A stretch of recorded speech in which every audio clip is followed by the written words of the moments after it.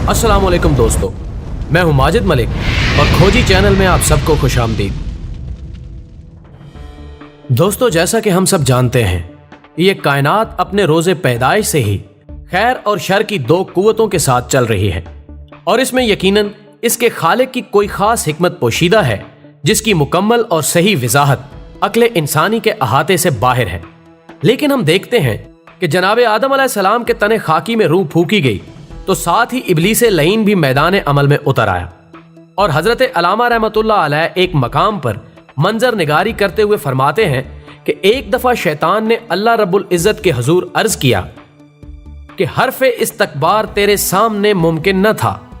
हाँ मगर तेरी मशीयत में न था मेरा सुजूद। लेकिन इस मशीयत इलाही की तफसीर चूंकि इंसानी अहाता फिक्र से कहीं दूर है, मगर इसके आईने में हम देख सकते हैं कि बकौल इकबाल सतीजा कार रहा है अजल से ता अमरोज, चरागे मुस्तफ़ी से शरारे बूल हबी।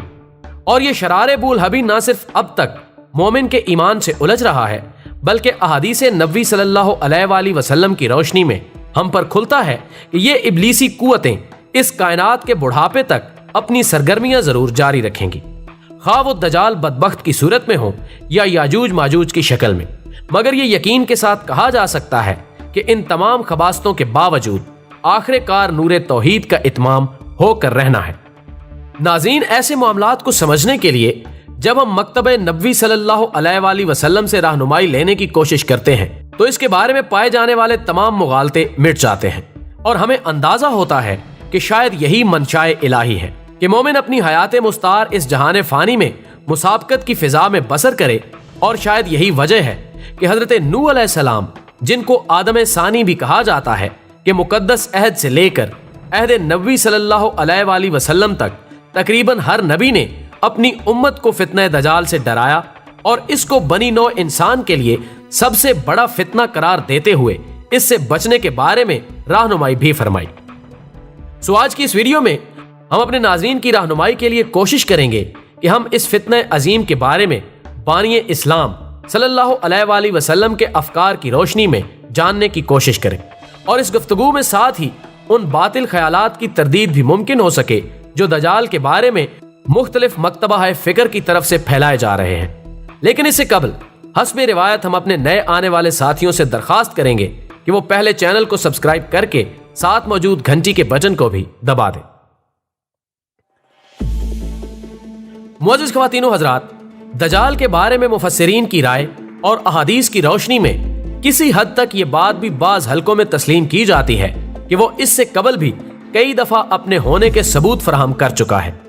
मिसाल के तौर पर बाज अहले फिक्र के नजदीक हजरत मूसा अलैहिस्सलाम के अहद में जब सामरी जादूगर ने सोने का बछड़ा तैयार करके बनी इसराइल को बहकाने की कोशिश की और फिर इसकी सजा में उन्हें बहम एक दूसरे को कत्ल करने का हुक्म इलाही दिया गया तो सब ने एक दूसरे की गर्दन जनी की। लेकिन सामरी, जिसके बारे में यह राय दी जाती है कि वो दरअसल दजाल था, मुस्कुराकर एक तरफ चल दिया, जबकि जनाब मूसा अलैहिस्सलाम ने भी इसके कत्ल का कोई हुक्म देने से एतराज किया, क्योंकि दजाल का कत्ल हजरत ईसा इब्ने मरियम अलैहिस्सलाम के हाथों लिखा जा चुका है।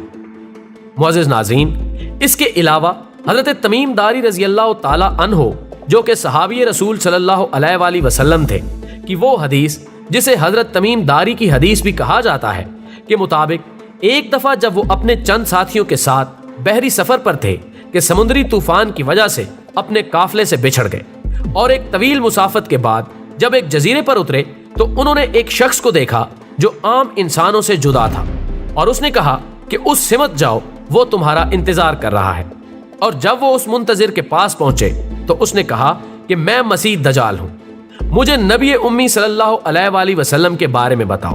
क्या उनका ज़हूर हो चुका है, और अगर हो चुका है तो तुम पर उनकी तकरीम वाजिब है। फिर सवाल किया कि मुझे बेसान की खजूरों के बारे में बताओ। यह भी पूछा कि क्या बहरे तिबरिया का पानी खुश्क हो चुका है। जनाब तमीम दारी रजी अल्लाह ताला अन्हो के बयान करदा मफहूम के मुताबिक इसके सारे जिस्म पर इस कदर बाल थे कि उसके सामने और पुश्त वाले हिस्से में तमीज करना मुश्किल थी, जबकि वो लोहे की जंजीरों में जकड़ा हुआ था। जिसके बाद आपने वापस आकर यह सारा वाकया नबी अकरम सल्लल्लाहु अलैहि वसल्लम की खिदमत में गोश गुजार किया اور تقریباً مفہوم کے مطابق آپ نے فرمایا کہ اس کی بات کو سنو، اس نے دجال کے بارے میں میری بات کی تصدیق کی ہے۔ اس کے علاوہ ابن سعد کا واقعہ بھی معتبر تسلیم کیا جاتا ہے کہ نبی صادق صلی اللہ علیہ وآلہ وسلم کو اس کے دجال ہونے پر شک تھا، اور آپ صلی اللہ علیہ وآلہ وسلم جناب عمر رضی اللہ تعالی عنہ کے ہمراہ اس سے ملنے کے لیے بھی گئے، جہاں اس کے اور آپ کے درمیان انتہائی دلچسپ اور حیرت انگیز گفتگو بھی ہوئی۔ اور جب آپ نے اس سے پوچھا کہ کیا تم جانتے ہو کہ میں کیوں تمہارے پاس آیا ہوں، تو اس نے کہا کہ ہاں جانتا ہوں۔ آپ نے استفسار فرمایا کہ کیا تم جانتے ہو کہ میرے دل میں کیا ہے، تو جواب دیا کہ ہاں جانتا ہوں۔ لیکن جب اس نے بتانے کی کوشش کی تو اس کی زبان لڑکھڑا گئی اور وہ واضح جواب نہ دے سکا۔ حضرت عمر رضی اللہ تعالی عنہ نے عرض کیا کہ اگر آپ صلی اللہ علیہ وآلہ وسلم مجھے حکم دیں تو میں اس کو قتل کر دوں، جس پر آپ نے فرمایا کہ نہیں، اگر یہ وہ نہیں ہے تو اس کو مارنے سے کوئی فائدہ نہیں ہوگا، اور اگر یہ وہی ہے تو تم اسے ہرگز قتل نہ کر سکو گے۔ لیکن اب سیاد کے بارے میں اور آکے تاریخ کی شہادت ہے کہ وہ بعد میں مسلمان ہو گئے تھے اور حالت اسلام پر ہی اس دنیا سے رخصت ہوئے۔ ناظرین گرامی، دجال کی آمد تمام آسمانی مذاہب کے ماننے والوں کے لیے ایک ناقابل تردید حقیقت ہے۔ آپ صلی اللہ علیہ وآلہ وسلم کی ایک حدیث کے مفہوم کے مطابق وہ ایک ایسے جوڑے کے ہاں پیدا ہوگا جو کہ کافی عرصے سے بے اولاد ہوں گے، اور ان کا یہ بیٹا بہت ہی کم فائدہ پہنچانے والا ہوگا۔ دجال کی نشانیوں میں یہ بات بھی بتائی گئی ہے کہ اس کی ایک آنکھ بجھی ہوئی جبکہ دوسری ایک ستارے کی طرح روشن ہوگی۔ اس کی حیرت انگیز قوتوں کو جان کر معلوم ہوتا ہے کہ وہ ہاتھوں پر سرسوں پھیلانے کا فن جانتا ہوگا، اور وہ لوگوں کو اپنے حکم سے بارش برسا کر دکھائے گا۔ اس کی لاتعداد اور غیر معمولی صلاحیتوں کی وجہ سے کمزور ایمان کے لوگ جوک در جوک اس کے ساتھ شامل ہو جائیں گے، حتیٰ کہ وہ لوگوں سے کہے گا کہ اگر تم چاہو تو میں تمہارے ماں باپ کو زندہ کر کے ان سے تصدیق کرواؤں کہ میں ہی تمہارا رب ہوں، اور پھر وہ عملی طور پر اس کا مظاہرہ بھی کرے گا۔ لیکن مفسرین کے مطابق وہ دراصل موت کے بعد زندہ ہونے والے کسی کے والدین نہیں بلکہ اس کے شیاطین ساتھی ہوں گے، جو کسی بھی شخص کے والدین کی صورت میں سامنے آئیں گے۔ ایک حدیث کے مطابق وہ ایک شخص کے سامنے اپنی خدائی کا دعویٰ کرے گا، لیکن اس کے انکار پر اس کو قتل کرنے کے بعد دوبارہ زندہ کرے گا اور کہے گا کہ بتاؤ کیا میں تمہارا رب نہیں ہوں، جس پر وہ بندہ خدا کہے گا کہ خدا کی قسم تو جھوٹا ہے، جس پر وہ اس کو دوبارہ قتل کرنے کی کوشش کرے گا، لیکن اب کہ وہ اس میں کامیاب نہیں ہو سکے گا۔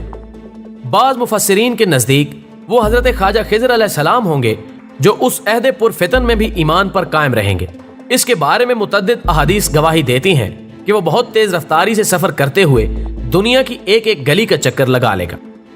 معزز خواتین و حضرات، اب ذرا ایک نظر اس پر بھی ڈالیں کہ آخری زمانے میں اس کے خروج کے بارے میں کہاں تک ہماری رہنمائی کی گئی ہے۔ علماء امت کے نزدیک اس بات پر کوئی اختلاف نہیں کہ آخری زمانے میں ایک بڑی جنگ ہونا باقی ہے، جو کہ بتلائی گئی نشانیوں کی روشنی میں عیسائی اور مسلمان باہمی اتحاد کر کے یہودیوں اور دیگر مذاہب کے ماننے والوں کے خلاف لڑیں گے،